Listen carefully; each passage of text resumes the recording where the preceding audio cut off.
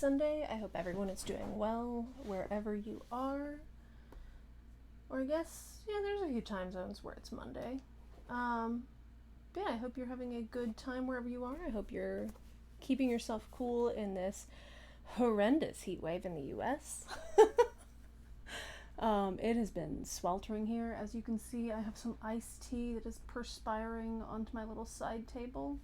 It is a rooibos tea from Adagio, and it is delicious.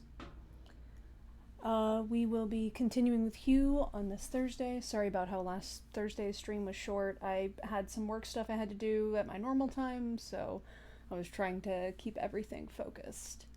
And yeah, do I have something on my face? No, it's just shadows. Okay. Right, so today we are continuing with the Alice in Wonderland saga. I thought that Through the Looking Glass was going to be in the Alice in Wonderland copy that I downloaded. It wasn't, so now we actually do have Through the Looking Glass, and we will be starting Through the Looking Glass by Lewis Carroll, which I believe I think chronologically it does happen after Alice's Adventures in Wonderland. So I think that she is actually, supposed to be already... It's been a long time since I read these. But yeah, so we will be starting Through the Looking Glass today. And then on Thursday we'll be continuing with Hugh. Don't forget to check me out on ATL by Night on Tuesday, and follow me on Twitter and on Instagram. I will be putting updates whenever I have a stream coming up on both those platforms. So yeah. Through the Looking Glass by Lewis Carroll. Chapter 1, Looking Glass House. One thing was certain, that the white kitten had nothing to do with it. It was the black kitten's fault entirely, for the white kitten had been having its face washed by the old cat for the last quarter of an hour, and bearing it pretty well, considering, so you see that it couldn't have had any hand in the mischief. The way Dinah washed her children's faces was this. First, she held the poor thing down by its ear with one paw, and then with the other paw she rubbed its face all over the wrong way, beginning at the nose, and just now, as I said, she was hard at work on the white kitten, which was lying quite still and trying to purr, no doubt feeling that it was all meant for its good. But the black kitten had been finished with earlier in the afternoon, and so, while Alice was sitting curled up in a corner of the great armchair, half talking to herself and half asleep, the kitten had been having a grand game of romps with the ball of worsted Alice had been trying to wind up, and had been rolling it up and down till it had all come undone again. And there it was, spread over the hearth rug, all knots and tangles, with the kitten running after its own tail in the middle. "Oh, you wicked little thing!" cried Alice, catching up the kitten and giving it a little kiss to make it understand that it was in disgrace. "Really, Dinah ought to have taught you better manners. You ought, Dinah, you know you ought," she added, looking reproachfully at the old cat and speaking in as cross a voice as she could manage. And then she scrambled back into the armchair, taking the kitten and the worsted with her, and began winding up the ball again. But she didn't get on very fast, as she was talking all the time, sometimes to the kitten and sometimes to herself. Kitty sat very demurely on her knee, pretending to watch the progress of the winding, and now and then putting out one paw and gently touching the ball, as if it would be glad to help, if it might. "Do you know what tomorrow is, Kitty?" Alice began. "You'd have guessed if you'd been up in the window with me, only Dinah was making you tidy so you couldn't. I was watching the boys getting in sticks for the bonfire, and it wants plenty of sticks, Kitty, only it got so cold and it snowed so they had to leave off. Never mind, Kitty, we'll go and see the bonfire tomorrow." Here Alice wound 2 or 3 turns of the worsted round the kitten's neck, just to see how it would look. This led to a scramble in which the ball rolled down upon the floor, and yards of it got unwound again. "Do you know, I was so angry, Kitty," Alice went on as soon as they were comfortably settled again, "when I saw all the mischief you'd been doing. I was very nearly opening the window and putting you out into the snow, and you'd have deserved it, you little mischievous darling. What have you got to say for yourself? Now, don't interrupt me," she went on, holding up one finger. "I'm going to tell you all your faults. Number 1, you squeaked twice while Dinah was washing your face this morning. Now, you can't deny it, Kitty, I heard you. What's that you say?" pretending that the kitten was speaking. Her paw went into your eye? Well, that's your fault for keeping your eyes open. If you'd shut them tight up, it wouldn't have happened. Now, don't make any more excuses, but listen, number 2. You pulled Snowdrop away by the tail just as I had put down the saucer of milk before her. What, you were thirsty, were you? How do you know she wasn't thirsty too? Now, for number 3, you unwound every bit of the worsted while I wasn't looking. That's 3 faults, Kitty, and you've not been punished for any of them yet. You know I'm saving up all your punishments for Wednesday week. Suppose they had saved up all my punishments, she went on, talking more to herself than the kitten. What would they do at the end of a year? I should be sent to prison, I suppose, when the day came. Or, let me see. Suppose each punishment was to be going without a dinner, then when the miserable day came, I should have to go without 50 dinners at once? Well, I shouldn't mind that much. I'd far rather go without them than eat them. Do you hear the snow against the window panes, Kitty? How nice and soft it sounds, just as if someone was kissing the window all over outside. I wonder if the snow loves the trees and fields, that it kisses them so gently, and then it covers them up snug, you know, with a white quilt, and perhaps it says, "Go to sleep, darlings, till the summer comes again." And when they wake up in the summer, Kitty, they dress themselves all in green and dance about whenever the wind blows. Oh, that's very pretty, cried Alice, dropping the ball of worsted to clap her hands. And I do so wish it was true. I'm sure the woods look so sleepy in the autumn, but when the leaves are getting brown. Kitty, can you play chess? Now, don't smile, my dear. I'm asking it seriously, because when we were playing just now, you watched just as if you understood it, and when I said check, you purred. Well, it was a nice check, Kitty, and really I might have won if it hadn't been for that nasty knight that came wiggling down among my pieces. Kitty, dear, let's pretend. And here I wish I could tell you half the things Alice used to say, beginning with her favorite phrase, "Let's pretend." She had had quite a long argument with her sister only the day before, all because Alice had begun with, "Let's pretend we're kings and queens," and her sister, who liked being very exact, had argued that they couldn't because there were only 2 of them, and Alice had been reduced at last to say, "Well, you can be one of them then, and I'll be all the rest." And once she had really frightened her old nurse by shouting suddenly in her ear, "Nurse, do let's pretend I'm a hungry hyena and you're a bone." But this is taking away from Alice's speech to the kitten. "Let's pretend that you're the Red Queen, Kitty. Do you know, I think if you sat up and folded your arms, you'd look exactly like her. Now do try. There's a dear." And Alice got the Red Queen off the table and set it up before the kitten as a model for it to imitate. However, the thing didn't succeed, principally, Alice said, because the kitten wouldn't fold its arms properly, so to punish it, she held it up to the looking-glass that it might see how sulky it was. "And if you're not good directly," she added, "I'll put you through into Looking-Glass House. How would you like that? Now, if you'll only attend, Kitty, and not talk so much, I'll tell you all my ideas about Looking-Glass House. First, there's the room you can see through the glass. It's just the same as our drawing room, only the things go the other way. I can see all of it when I get upon a chair, all but the bit behind the fireplace. Oh, I do so wish I could see that bit. I want so much to know whether they've a fire in the winter. You never can tell, you know, unless our fire smokes, and then smoke comes up into the room, too. But that may only be pretense, just to make it look as if they had a fire. Well, then, the books are something like our books, only the words go the wrong way. I know that, because I've held up one of our books to the glass, and then they hold up one in the other room. How would you like to live in the Looking-Glass House, Kitty? I wonder if they'd give you milk there. Perhaps looking-glass milk isn't good to drink, but, oh, Kitty, now we come to the passage. You can see just a little peep of the passage in Looking-Glass House if you leave the door of our drawing room wide open, and it's very like our passage as far as you can see, only, you know, it may be quite different on beyond." "Oh, Kitty, how nice it would be if we could only get you through to look into Looking-Glass House.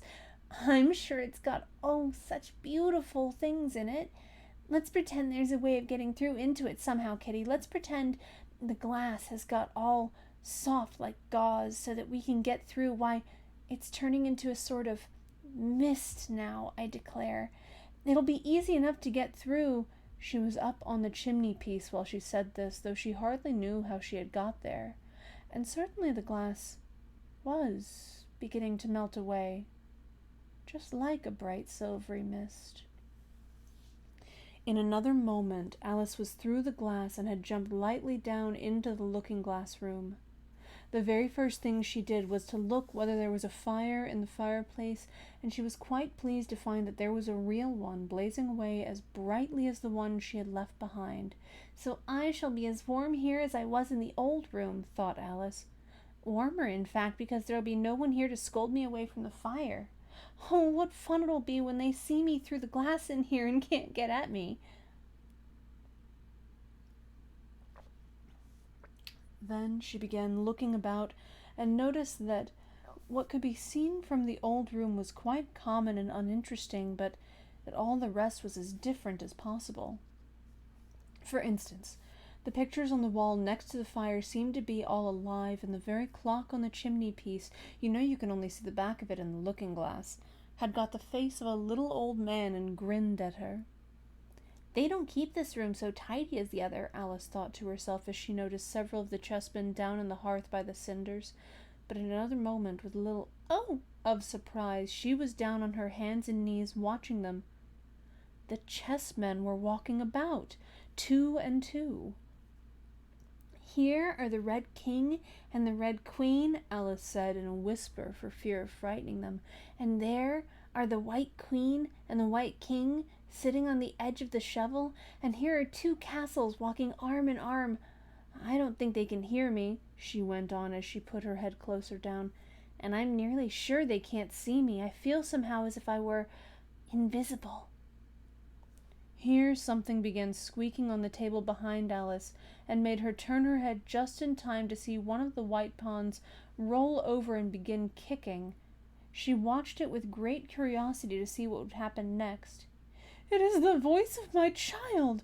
the White Queen cried out as she rushed past the king so violently that she knocked him over among the cinders. "My precious Lily, my imperial kitten!" and she began scrambling wildly up the side of the fender. "Imperial fiddlestick," said the king, rubbing his nose, which had been hurt by the fall. He had a right to be a little annoyed with the queen, for he was covered with ashes from head to foot. Alice was very anxious to be of use, and as the poor little Lily was nearly screaming herself into a fit, she hastily picked up the queen and set her on the table by the side of her noisy little daughter. The queen gasped and sat down. The rapid journey through the air had quite taken away her breath, and for a minute or two she could do nothing but hug the little Lily in silence. As soon as she had recovered her breath a little, she called out to the White King, who was sitting sulkily among the ashes, "Mind the volcano!" "What volcano?" said the king, looking up anxiously into the fire as if he thought that was the most likely place to find one. "Blew me up," panted the queen, who was still a little out of breath. "Mind you come up the regular way. Don't get blown up." Alice watched the White King as he slowly struggled up from bar to bar, till at last she said, "Why, you'll be hours and hours getting to the table at that rate. I'd far better help you, hadn't I?" But the king took no notice of the question. It was quite clear that he could neither hear her nor see her.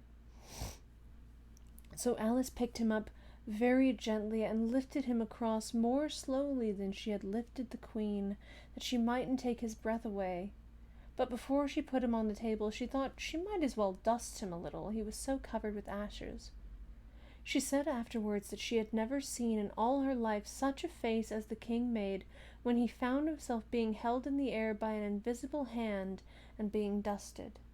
He was far too much astonished to cry out, and his eyes and mouth went on getting larger and larger and rounder, till her hand shook so with laughing that she nearly let him drop upon the floor. "Oh, please don't make such faces, my dear," she cried out, quite forgetting that the king couldn't hear her. "You make me laugh so that I can hardly hold you. And don't keep your mouth so wide open. All the ashes will get into it there. Now I think you're tidy enough," she added as she smoothed his hair and set him upon the table near the queen. The king immediately fell flat on his back and lay perfectly still, and Alice was a little alarmed at what she had done, and went round the room to see if she could find any water to throw over him. However, she could find nothing but a bottle of ink, and when she got back with it, she found he had recovered, and he and the queen were talking together in a frightened whisper, so low that Alice could hardly hear what they said. The king was saying, "I assure you, my dear, I turned cold to the very ends of my whiskers," to which the queen replied, "You haven't got any whiskers." "The horror of that moment," the king went on, "I shall never, never forget." "You will, though," the queen said, "if you don't make a memorandum of it." Alice looked on with great interest as the king took an enormous memorandum book out of his pocket and began writing. A sudden thought struck her, and she took hold of the end of the pencil, which came some way over his shoulder, and began writing for him. The poor king looked puzzled and unhappy, and struggled with the pencil for some time without saying anything, but Alice was too strong for him, and at last he panted out, "My dear, I really must get a thinner pencil. I can't manage this one bit. It writes all manner of things that I don't intend." "What manner of things?" said the queen, looking over the book, in which Alice had put, "The white knight is sliding down the poker. He balances very badly." "It's not a memorandum of your feelings." There was a book lying near Alice on the table, and while she sat watching the white king, for she was still a little anxious about him and had the ink all ready to throw over him in case he fainted again, she turned over the leaves to find some part that she could read. "For it's all in some language I don't know," she said to herself. It was like this. This is backwards, by the way. Jabberwocky. 'Twas brillig and the slithy toves did gyre and gimble in the wabe. All mimsy were the borogoves, and the mome raths outgrabe. She puzzled over this for some time, but at last a bright thought struck her. "Why, it's a looking-glass book, of course, and if I hold it up to a glass, the words will all go the right way again." This was the poem that Alice read. Jabberwocky. 'Twas brillig and the slithy toves did gyre and gimble in the wabe. All mimsy were the borogoves, and the mome raths outgrabe. Beware the Jabberwock, my son, the jaws that bite, the claws that catch. Beware the Jubjub bird, and shun the frumious Bandersnatch. He took his vorpal sword in hand, long time the manxome foe he sought. So rested he by the Tumtum tree, and stood a while in thought. And as in uffish thought he stood, the Jabberwock, with eyes of flame, came whiffling through the tulgey wood, and burbled as it came. 1-2, 1-2, and through the verbal blade went snicker-snack. He left it dead, and with its head he went galumphing back. "And hast thou slain the Jabberwock? Come to my arms, my beamish boy. O frabjous day, Callooh, Callay," he chortled in his joy. 'Twas brillig, and the slithy toves did gyre and gimble in the wave. All mimsy were the borogoves, and the mome raths outgrabe. "It seems very pretty," she said when she had finished it, "but it's rather hard to understand." You see, she didn't like to confess even to herself that she couldn't make it out at all. "Somehow it seems to fill my head with ideas, only I don't exactly know what they are. However, somebody killed something, that's clear at any rate." "But oh," thought Alice, suddenly jumping up, "if I don't make haste, I shall have to go back through the looking-glass before I've seen the rest of the house is like. Let's have a look at the garden first." She was out of the room in a moment and ran downstairs, or at least it wasn't exactly running, but a new invention of hers for getting downstairs quickly and easily, as Alice said to herself. She just kept the tips of her finger on the handrail and floated gently down without even touching the stairs with her feet. Then she floated on through the hall, and would have gone straight out at the door in the same way if she hadn't caught hold of the doorpost. She was getting a little giddy with so much floating in the air, and was rather glad to find herself walking again in the natural way. Chapter 2. The Garden of Live Flowers. "I should see the garden far better," said Alice to herself, "if I could get to the top of that hill, And here's a path that leads straight to it. At least, no, it doesn't do that. After going a few yards along the path and turning several sharp corners. But I suppose it will at last. But how curiously it twists. It's more like a corkscrew than a path. Well, this turn goes to the hill, I suppose. No, it doesn't. This goes straight back to the house. Well, then I'll try it the other way. And so she did, wandering up and down and trying turn after turn, but always coming back to the house, do what she would. Indeed, once, when she turned a corner rather more quickly than usual, she ran against it before she could stop herself. It's no use talking about it, Alice said, looking up at the house and pretending it was arguing with her. I'm not going in again yet. I know I should have to get through the looking-glass again, back into the old room, and there'd be an end of all my adventures. So, resolutely turning her back upon the house, she set out once more down the path, determined to keep straight on till she got to the hill. For a few minutes all went on well, and she was just saying, I really shall do it this time, when the path gave a sudden twist and shook itself, as she described it afterwards, and the next moment she found herself actually walking in at the door. Oh, it's too bad, she cried. I never saw such a house for getting in the way, never! However, there was the hill full in sight, and so there was nothing to be done but start again. This time she came upon a large flower bed with a border of daisies and a willow tree growing in the middle. Oh, Tiger Lily, said Alice, addressing herself to one that was waving gracefully about in the wind, I wish you could talk. We can talk, said the Tiger Lily, when there's anybody worth talking to. Alice was so astonished that she could not speak for a minute. It quite seemed to take her breath away. At length, as the Tiger Lily only went on waving about, she spoke again in a timid voice, almost in a whisper. And can all the flowers talk? As well as you can, said the Tiger Lily, and a great deal louder. It isn't manners for us to begin, you know, said the Rose, and I really was wondering when you'd speak. Said I to myself, her face has got some sense in it, though it's not a clever one. Still, you're the right color, and that goes a long way. I don't care about the color, the Tiger Lily remarked. If only her petals curled up a little more, she'd be all right. Alice didn't like being criticized, so she began asking questions. Aren't you sometimes frightened at being planted out here with nobody to take care of you? Oh, there's the tree in the middle, said the Rose. What else is it good for? But what could it do if any danger came? Alice asked. It says bow wow, cried a daisy. That's why its branches are called boughs. Didn't you know that? Cried another daisy, and here they all began shouting together till the air seemed quite full of little shrill voices. Silence, every one of you, cried the Tiger Lily, waving itself passionately from side to side and trembling with excitement. They know I can't get at them, it panted, bending its quivering head towards Alice, or they wouldn't dare do it. Never mind, Alice said in a soothing tone, and stooping down to the daisies, who were just beginning again, she whispered, If you don't hold your tongues, I'll pick you. There was silence in a moment, and several of the pink daisies turned white. That's right, said the Tiger Lily. The daisies are the worst of all. When one speaks, they all begin together, and it's enough to make... Oop, just a moment. I dropped my phone. My bad.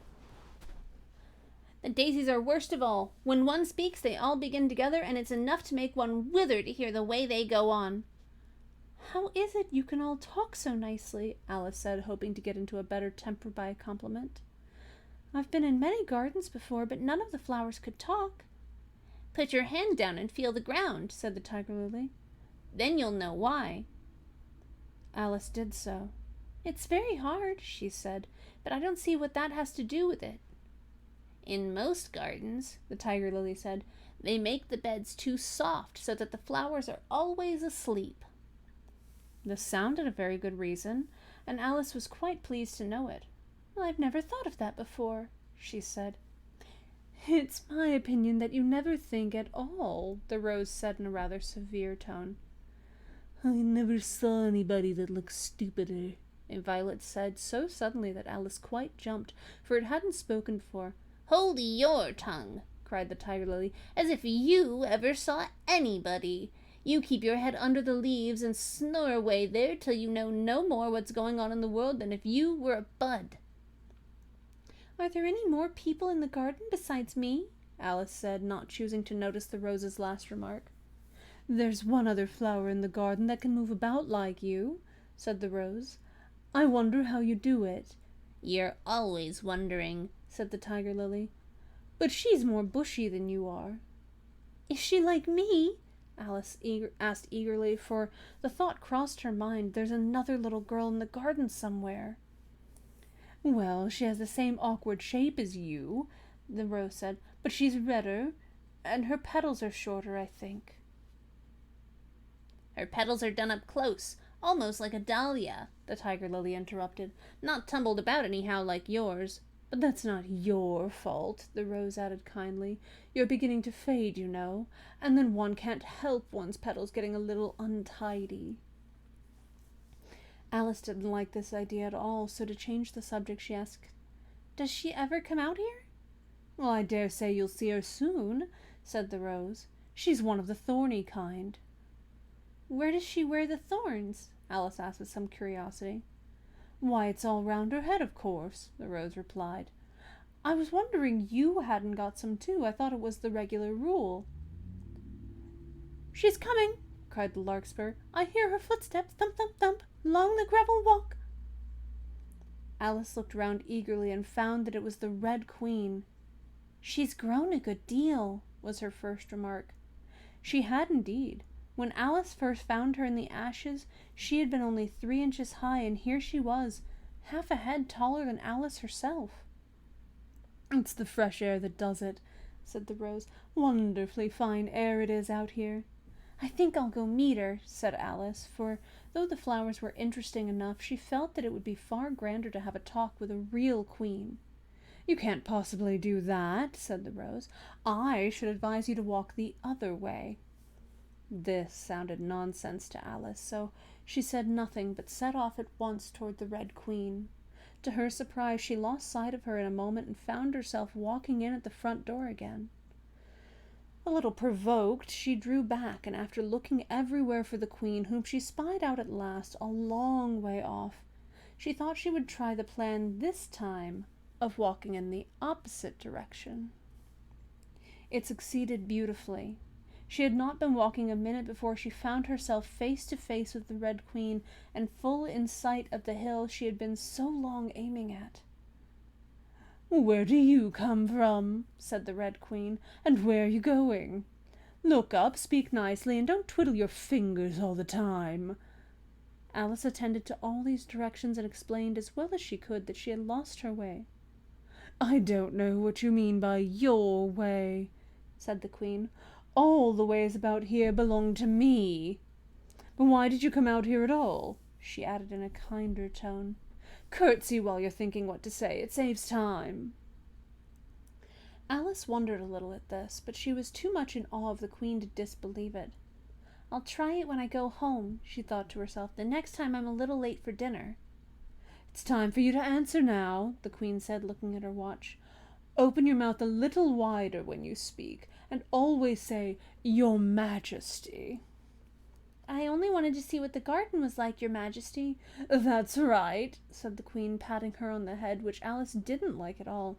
Though when you say garden, I've seen gardens, compared with which this would be a wilderness. Alice didn't dare argue the point, but went on, and I thought I'd try to find my way to the top of that hill. When you say hill, the Queen interrupted, I could show you hills, in comparison with which you'd call that a valley. Well, no, I shouldn't, said Alice, surprised into contradicting herself at last. A hill can't be a valley, you know. That would be nonsense. The Red Queen shook her head. You may call it nonsense if you like, but I've heard nonsense compared with which that would be as sensible as a dictionary." Alice curtsied again, as she was afraid from the Queen's tone that she was a little offended, and they walked on in silence till they got to the top of the little hill. For some minutes Alice stood without speaking, looking out in all directions over the country, and a most curious country it was. There were a number of tiny little brooks running straight across it from side to side, and the ground between was divided up into squares by a number of little green hedges that reached from brook to brook.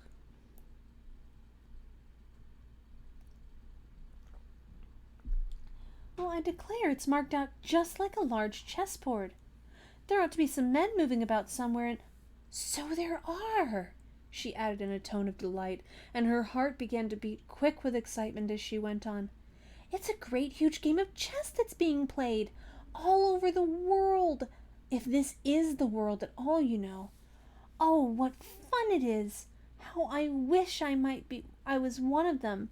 I wouldn't mind being a pawn if only I might join, though of course I should like to be a queen best." She glanced rather shyly at the real queen as she said this, but her companion only smiled pleasantly and said, "That's easily managed. Excuse me. You can be the White Queen's pawn if you like, as Lily's too young to play, and you're in the second square to begin with.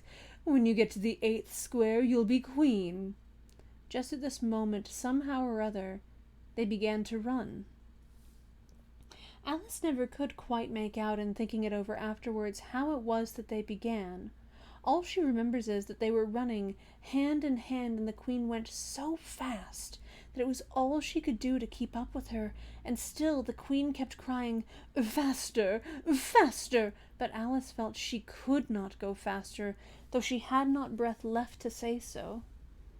The most curious part of the thing was that the trees and the other things round them never changed their places at all, however fast they went. They never seemed to pass anything. "I wonder if all the things move along with us," thought poor puzzled Alice, and the Queen seemed to guess her thoughts, for she cried, "Faster, don't try to talk." Not that Alice had any idea of doing that. She felt as if she would never be able to talk again, and she was getting so much out of breath, and still the Queen cried, "Faster, faster," and dragged her along. "Are we nearly there?" Alice managed to pant out at last. "Nearly there," the Queen repeated. "Why, we passed it 10 minutes ago. Faster!" And they ran on for a time in silence, with the wind whistling in Alice's ears and almost blowing her hair off her head, she fancied. "Now, now!" cried the Queen. "Faster, faster!" And they went so fast that at last they seemed to skim through the air, hardly touching the ground with their feet, till suddenly, just as Alice was getting quite exhausted, they stopped, and she found herself sitting on the ground, breathless and giddy. The Queen propped her up against a tree and said kindly, "You may rest a little now." Alice looked round her in great surprise. "Why, I do believe we've been under this tree the whole time. Everything's just as it was." "Of course it is," said the Queen. "What would you have it?" "Well, in our country," said Alice, still panting a little, "you'd generally get to somewhere else if you ran very fast for a long time, as we've been doing." "A slow sort of country," said the Queen. "Now, here, you see, it takes all the running you can do to keep in the same place. If you want to get somewhere else, you must run at least twice as fast as that." "I'd rather not try, please," said Alice. "I'm quite content to stay here, only I am so hot and thirsty." "I know what you'd like," the Queen said good-naturedly, taking a little box out of her pocket.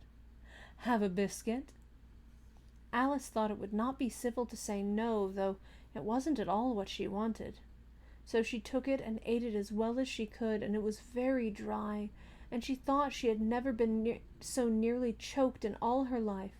"While you're refreshing yourself," said the Queen, "I'll just take the measurements." And she took a ribbon out of her pocket, marked in inches, and began measuring the ground and sticking little pegs in here and there.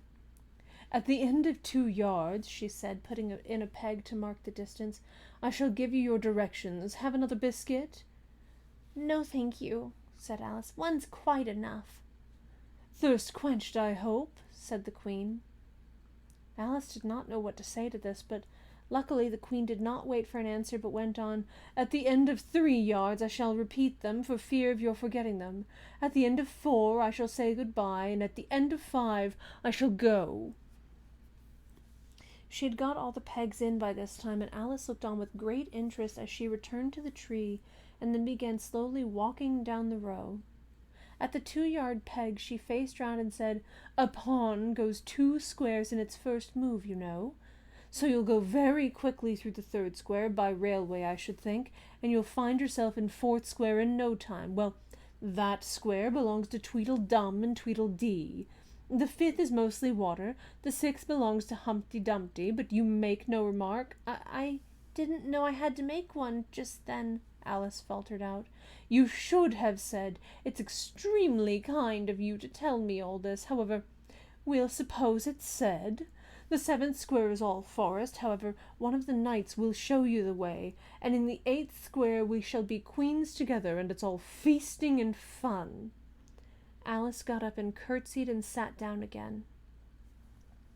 At the next peg the Queen turned again, and this time she said, "Speak in French when you can't think of the English for a thing. Turn out your toes as you walk, and remember who you are." She did not wait for Alice to curtsy this time, but walked on quickly to the next peg, where she turned for a moment to say, "Good-bye," and then hurried on to the last. How it happened, Alice never knew, but exactly as she came to the last peg, she was gone. Whether she vanished into the air, or whether she ran quickly into the wood, and she can run very fast, thought Alice. There was no way of guessing, but she was gone, and Alice began to remember that she was a pawn, and that it would soon be time for her to move.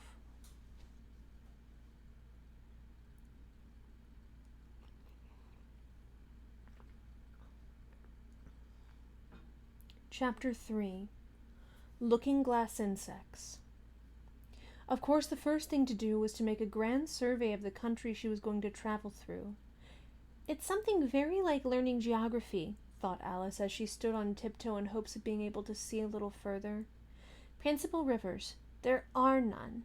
Principal mountains? I'm on the only one, but I don't think it's got any name. Principal towns, why, what are those creatures making honey down there? They can't be bees. Nobody ever saw bees a mile off, you know."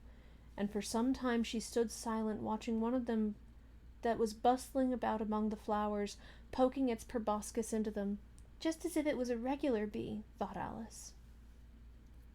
However, this was anything but a regular bee. In fact, it was an elephant, as Alice soon found out, though the idea quite took her breath away at first.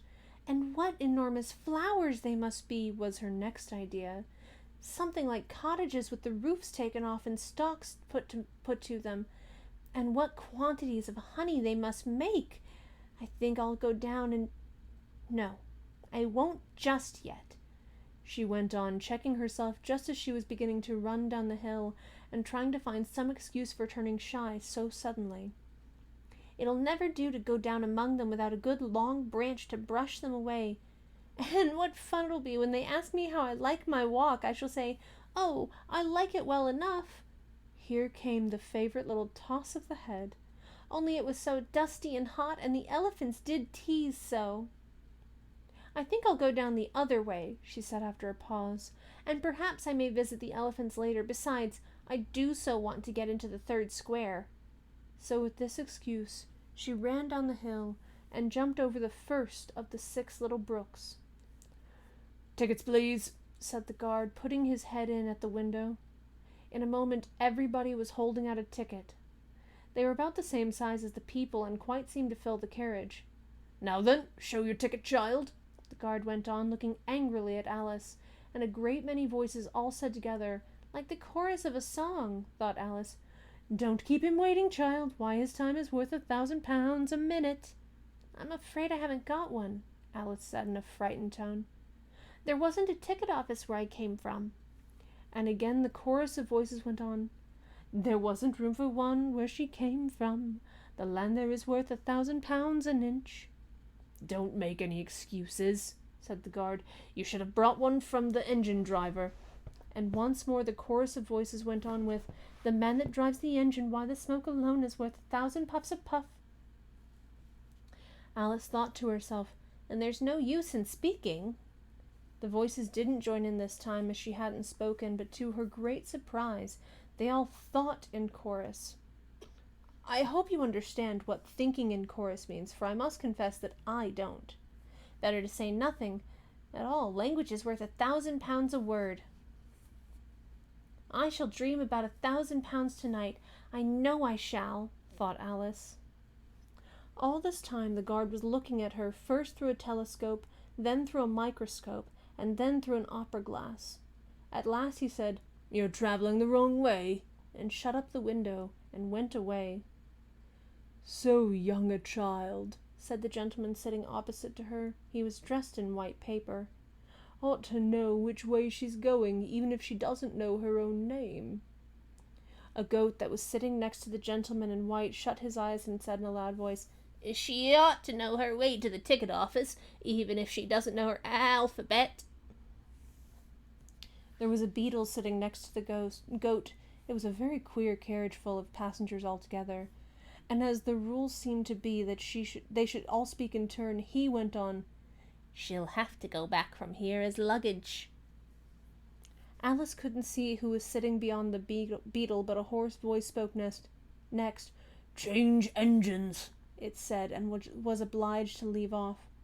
It sounds like a horse, Alice thought to herself, and an extremely small voice close to her ear said, You might make a joke on that. Something about horse and horse, you know.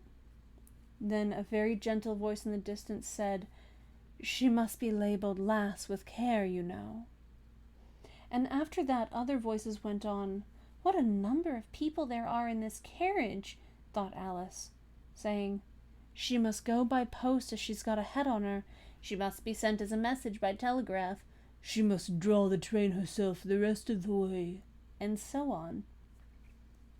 But the gentleman dressed in white paper leaned forwards and whispered in her ear, Never mind what they all say, my dear, but take a return ticket every time the train stops. Indeed I shan't, Alice said rather impatiently.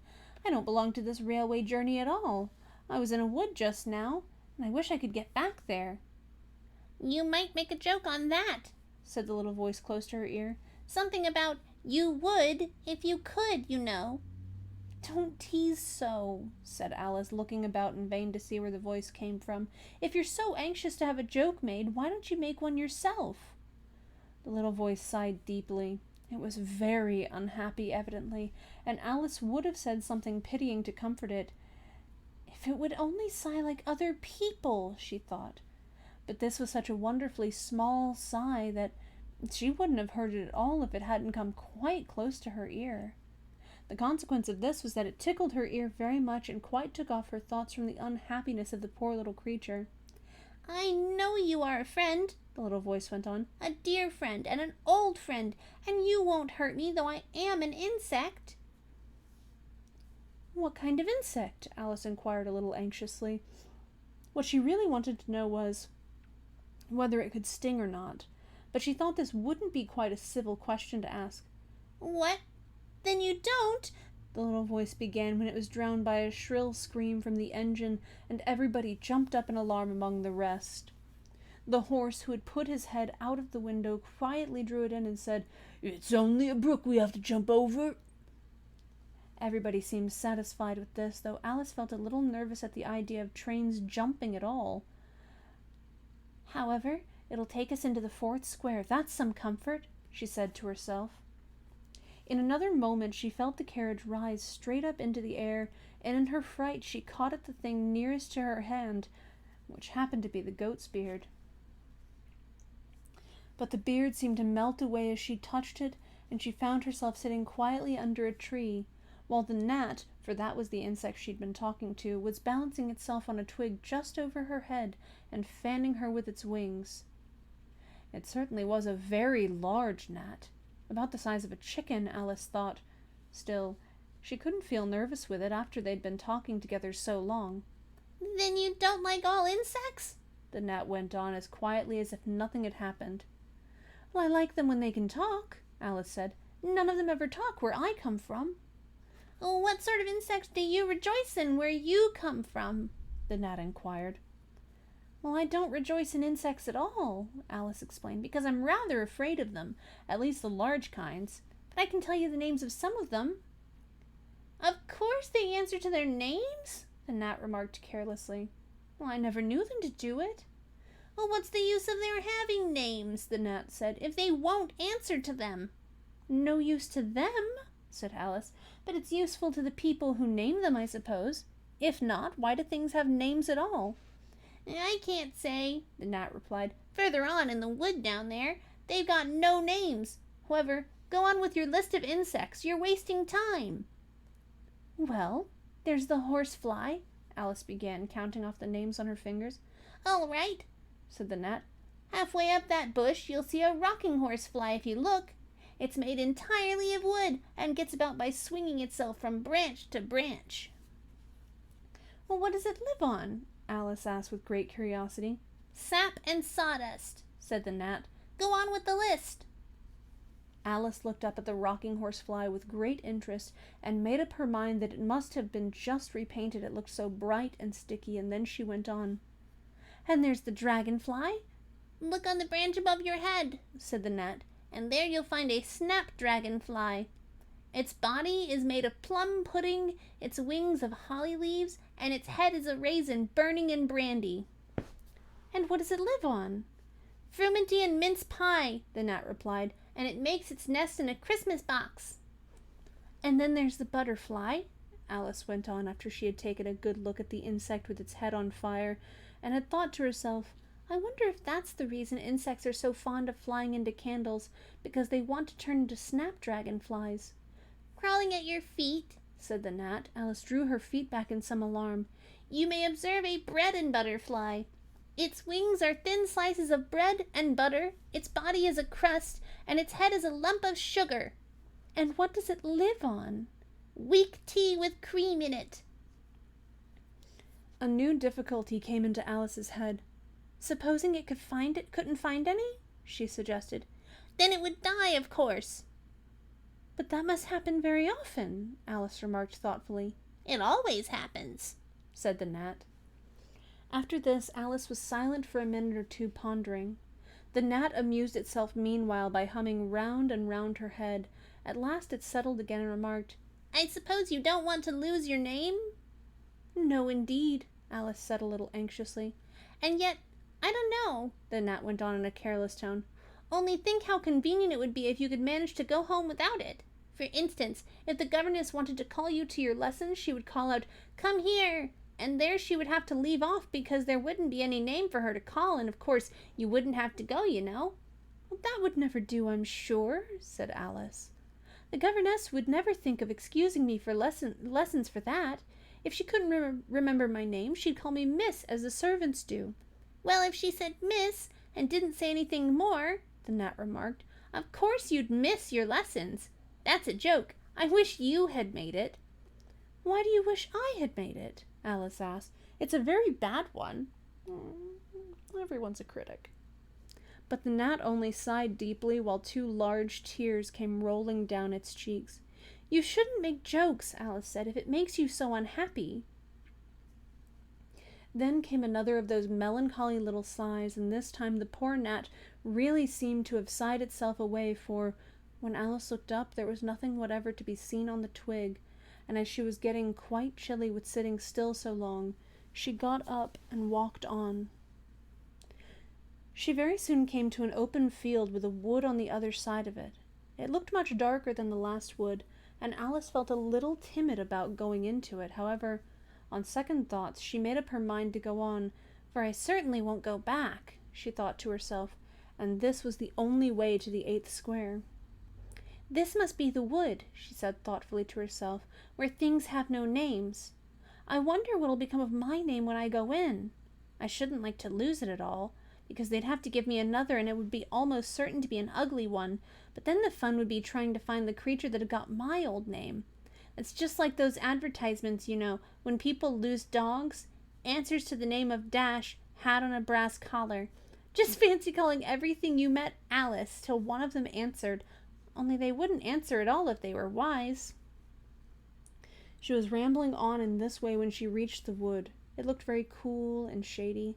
Well, at any rate, it's a great comfort, she said as she stepped under the trees, after being so hot to get into what? She went on, rather surprised at not being able to think of the word. I mean, to get under this,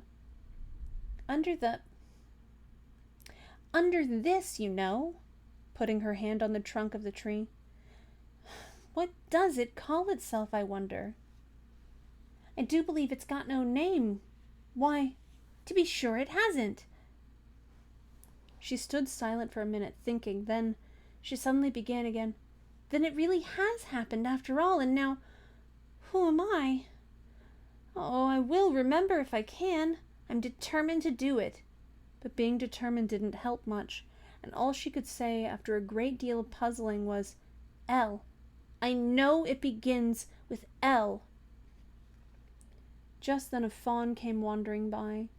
It looked at Alice with its large, gentle eyes, but didn't seem at all frightened. Here then, Alice said as she held out her hand and tried to stroke it. But it only started back a little and then stood looking at her again. What do you call yourself? The fawn said at last. Such a soft, sweet voice it had. I wish I knew, thought poor Alice. She answered rather sadly, Nothing just now. Think again, it said. That won't do. Alice thought, but nothing came of it. Please, would you tell me what you call yourself? She said timidly. I think that might help a little. I'll tell you if you'll move a little further on, the fawn said. I can't remember here.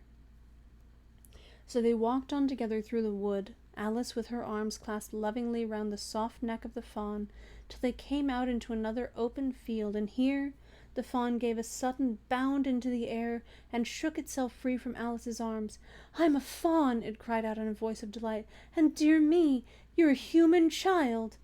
A sudden look of alarm came into its beautiful brown eyes, and in another moment it had darted away at full speed. Alice stood looking after it, almost ready to cry with vexation at having lost her dear little fellow-traveler so suddenly. However, I know my name now, she said. That's some comfort. Alice. Alice. I won't forget it again, and now, which of these finger posts ought I to follow, I wonder?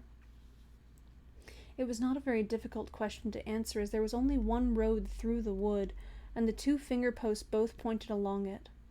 I'll settle it, Alice said to herself, when the road divides and they point different ways. But this did not seem likely to happen.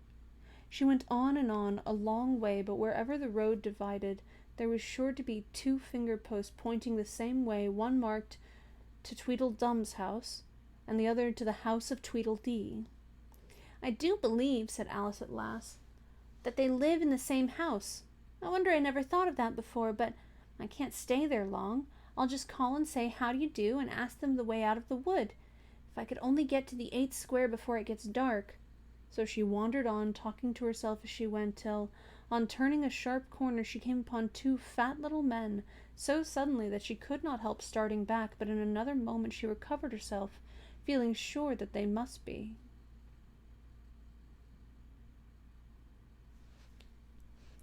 Chapter 4. Tweedledum and Tweedledee. They were standing under a tree, each with an arm round the other's neck, and Alice knew which was which in a moment, because one of them had Dum on the embroidered on his collar, and the other D. I suppose they've each got Tweedle round at the back of the collar, she said to herself. They stood so still that she quite forgot they were alive, and she was just looking round to see if the word Tweedle was written at the back of each collar, when she was startled by a voice coming from the one marked D. If you think we're waxworks, he said, you ought to pay, you know. Waxworks weren't made to be looked at for nothing nohow. Contrariwise, added the one marked D, if you think we're alive, you ought to speak. I'm sure I'm very sorry, was all Alice could say, for the words of the old song kept ringing through her head like the ticking of a clock, and she could hardly help saying them out loud. Tweedledum and Tweedledee agreed to have a battle, for Tweedledum said Tweedledee had spoiled his nice new rattle. Just then flew down a monstrous crow as black as tar barrel, which frightened both the heroes so they quite forgot their quarrel. I know what you're talking about, said Tweedledum, but it isn't so nohow. Contrariwise, continued Tweedledee, if it was so, it might be, and if it were so, it would be, but as it isn't, it ain't. That's logic. I was thinking, Alice said very politely, which is the best way out of this wood. It's getting so dark. Would you tell me, please? But the little men only looked at each other and grinned.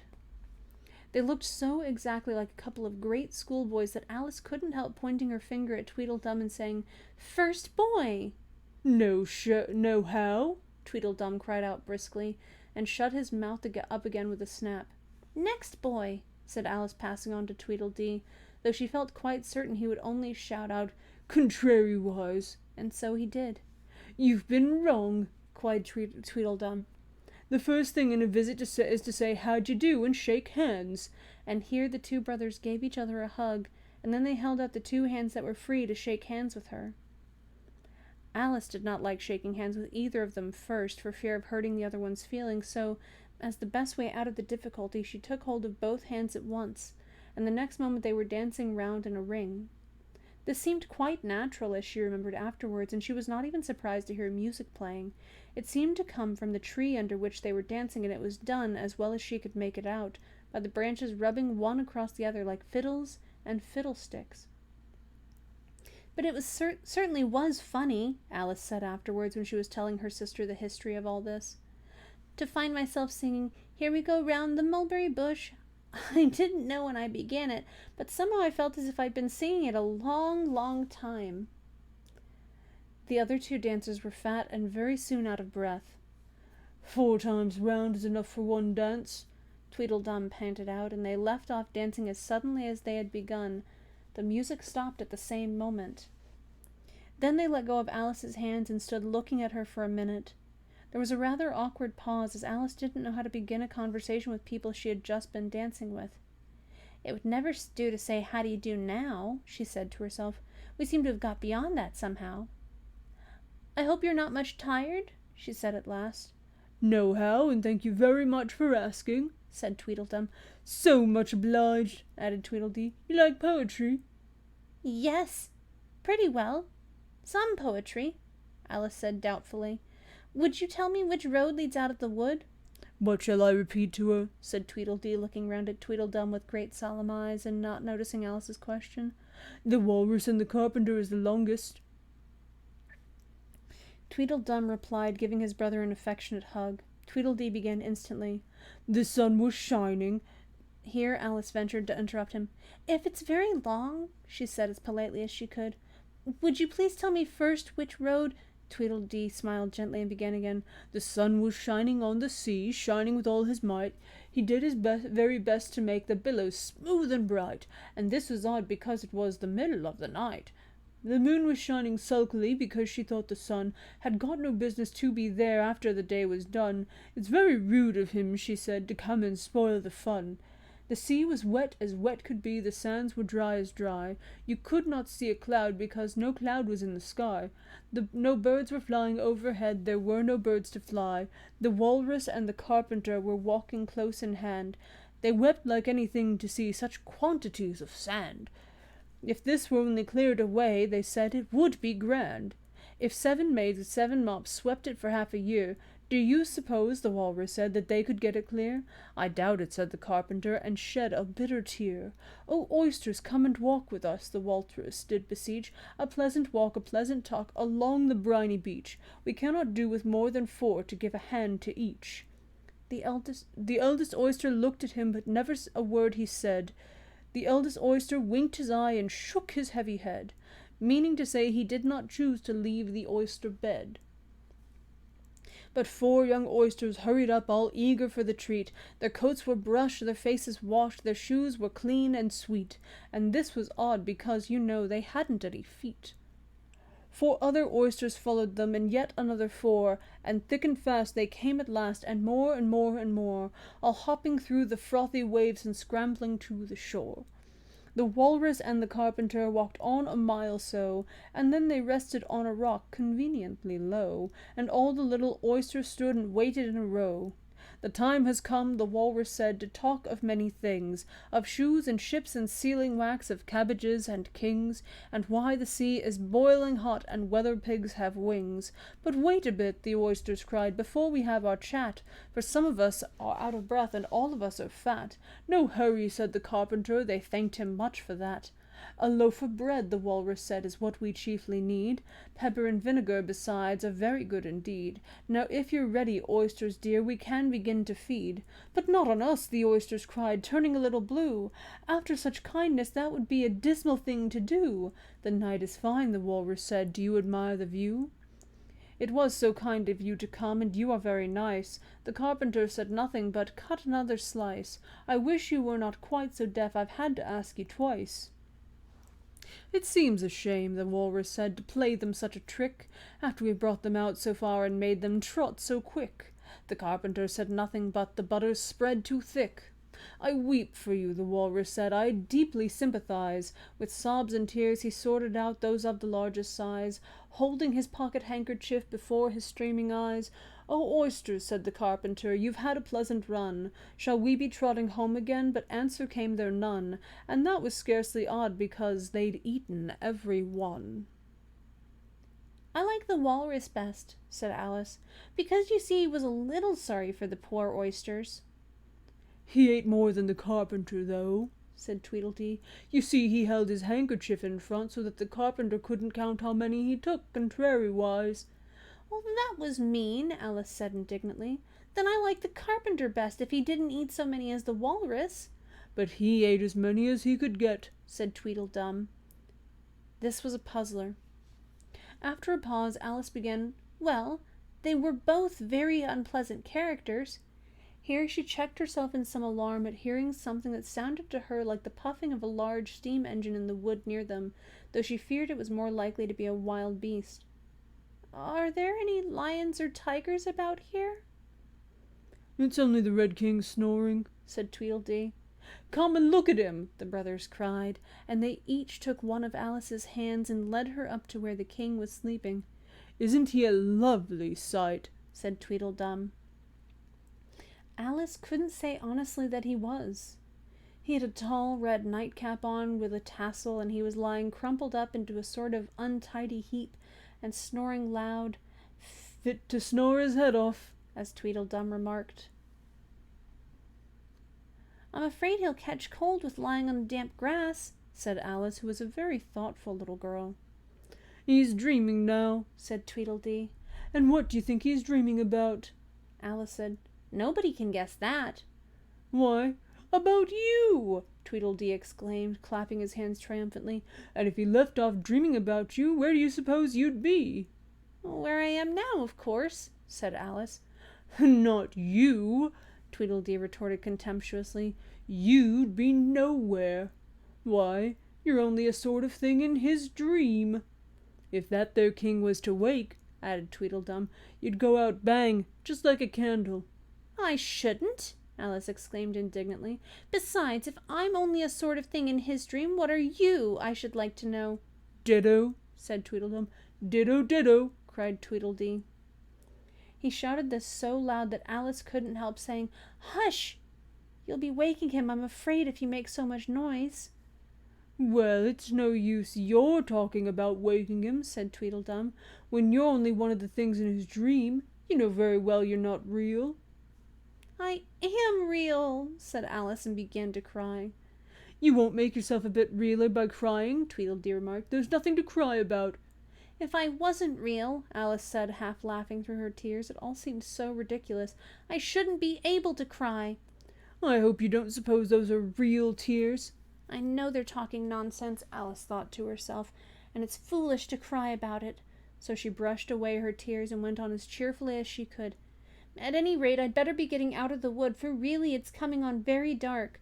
Do you think it's going to rain?" Tweedledum spread a large umbrella over himself and his brother, and looked up into it. "No, I don't think it is," he said. "At least not under here, nohow." "But it may rain outside?" "It may," said Tweedledee. If it chooses, we've no objection, contrary-wise. Selfish things, thought Alice, and she was just going to say good night and leave them when Tweedledum sprang out from under the umbrella and seized her by the wrist. Do you see that? He said in a voice choking with passion, and his eyes grew large and yellow all in a moment as he pointed with a trembling finger at a small white thing lying under the tree. It's only a rattle, Alice said after a careful examination of the little white thing. Not a rattlesnake, you know, she added hastily, thinking that he was frightened. Only an old rattle, quite old and broken. I knew it was, cried Tweedledum, beginning to stamp about wildly and tear his hair. It's spoiled, of course. Here he looked at Tweedledee, who immediately sat down on the ground and tried to hide himself under the umbrella. Alice laid her hand upon his arm and said in a soothing tone, You needn't be so angry about an old rattle. But it isn't old, Tweedledum cried in a greater fury than ever. It's new, I tell you. I bought it yesterday, my nice new rattle. And his voice rose to a perfect scream. All this time Tweedledee was trying his best to fold up the umbrella with himself in it, which was such an extraordinary thing to do that it quite took off Alice's attention from the angry brother, but he couldn't quite succeed, and it ended in his rolling over, bundled up in the umbrella, with only his head out. And there he lay, opening and shutting his mouth and his large eyes, looking more like a fish than anything else, Alice thought. Of course you agree to have a battle, Tweedledum said in a calmer tone. I suppose so, the other sulkily replied as he crawled out of the umbrella. Only she must help us to dress up, you know. So the two brothers went off hand in hand into the wood, and returned in a minute with their arms full of things such as bolsters, blankets, hearth rugs, tablecloths, dish covers, and coal scuttles. I hope you're a good hand at pinning and tying strings, Tweedledum remarked. Every one of these things has got to go on somehow or other. Alice said afterwards that she had never seen such a fuss made about anything in all her life, the way those two bustled about and the quantity of things they tried to put on, and the trouble they gave her in tying strings and fastening buttons. Really, they'll be more like bundles of old clothes than anything else by the time they're ready, she said to herself as she arranged a bolster round the neck of Tweedledee. To keep his head from being cut off, as he said. You know, he added very gravely, it's one of the most serious things that can possibly happen to one in a battle, to get one's head cut off. Alice laughed aloud, but she managed to turn it into a cough for fear of hurting his feelings. Do I look very pale? Said Tweedledum, coming up to have his helmet tied on. He called it a helmet, though it certainly looked much more like a saucepan. Well, yes, a little, Alice replied gently.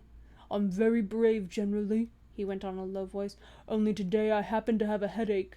And I've got a toothache, said Tweedledee, who had overheard the remark.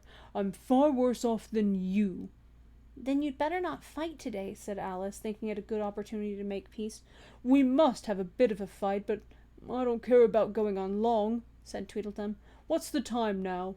Tweedledee looked at his watch and said, 4:30. Let's fight till 6 and then have dinner, said Tweedledum. Very well, the other said rather sadly, and she can watch us, only you'd better not come very close, he added. I generally hit everything I can see when I get really excited. And I hit everything within reach, cried Tweedledum, whether I can see it or not. Alice laughed. You must hit the trees pretty often, I should think, she said. Tweedledum looked round him with a satisfied smile. I don't suppose, he said, there'll be a tree left standing for ever so far round by the time we've finished. And all about a rattle, said Alice, still hoping to make them a little ashamed of fighting for such a trifle. I shouldn't have minded it so much, said Tweedledum, if it hadn't been a new one. I wish the monstrous crow would come, thought Alice. There's only one sword, you know, Tweedledum said to his brother, but you can have the umbrella. It's quite as sharp, only we must begin quick. It's getting as dark as it can, and darker, said Tweedledee. It was getting dark so suddenly that Alice thought there must be a thunderstorm coming on. Why, a thick black cloud that is, she said, and how fast it comes. Why, I do believe it's got wings. It's the crow, Tweedledum cried out in a shrill voice of alarm, and the two brothers took to their heels and were out of sight in a moment. Alice ran a little way into the wood and stopped under a large tree. "It can never get at me here," she thought. "It's far too large to squeeze itself in among the trees, but I wish it wouldn't flap its wings so. It makes quite a hurricane in the wood. Here's somebody's shawl being blown away." And as it is 9:07, I think that is a good spot for us to leave off. Don't forget to join me Tuesday on ATL by Night's channel for Blood Bonding, the postseason show. Don't forget to join me Thursday on this channel for more video games. Follow me on Twitter at formerly known as Em. That's FRMRLYKNOWNASEM. And I will see you later this week. Hope you have a good rest of your weekend, and good night.